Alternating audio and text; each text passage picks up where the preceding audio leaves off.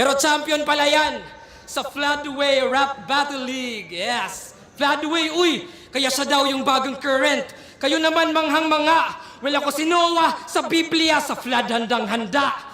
Pero pwedeng pinagrabe, mas madiin yung pagkahabi. Ako'y Moses dun sa dagat, tong current bahati. Kaya para tong propeta, except yung ender niya kanina, na mali yung kutob. Kala ko flood sabay sa Agos, ba't di ka sumunod? Oh well, DPWH. Kasi waktong mang-ulol at nakita nyo na sobrang palpak yung flood control. Pero ikay walang pake, di ba?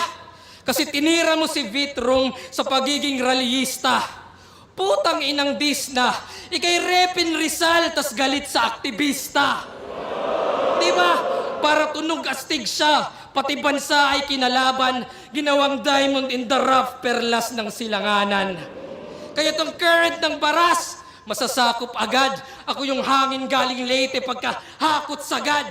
Hinarap ko storms sa pagkahakot sagad. Survivor ng Yolanda at mababalot ka, Brad.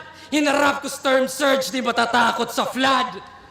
Kaya ng legacy yan. O ano hinihintay nyo? Walang legacy yan. Walang ambag na brand new. Yung approach ay same lang, habang sa akin IQ at makabagong game plan. Gaya ng, sinadya ko yung 2 battles para tumagal ang prep mo. Para maging greedy ka sa oras at yung rounds stretch mo. Parang Marcos, gets nyo? Extend yung time niya. Yun ang gawain. At nung nalamang time is gold, gusto niyang nakawin. Kaya yung diamond, may daya. Sa overtime sa sapaw, saktong diamante. Diamante ni Imelda, galing yan sa nakaw. Okay, round 3 ni GL. Kung i-compare ko sa mga other rounds niya, mas malakas yung round 1 at 2 niya, no? Parang humina yung round 3 ni GL dito. Pero ano pa rin siya, consistent pa rin siya dun sa mga schemes niya. Yung pag-bring up niya sa, pagiging champion ni Raffian sa FRBL. Tapos, nare-relate niya rin sa nangyayari ngayon sa bansa. Like sa politics, yung flood control, ayan, si Marcos, si Imelda.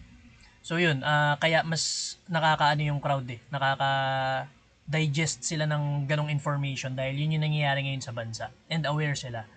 Mas malakas lang yung mga binitawan niya nung round 1 at 2. Nakaka 2 minutes na pero hindi pa ganun ka, wala pa ako masyadong tumatak na na punchline para dito kay Raffian. Panoorin natin kung ano pa ibibitaw dito ni GL.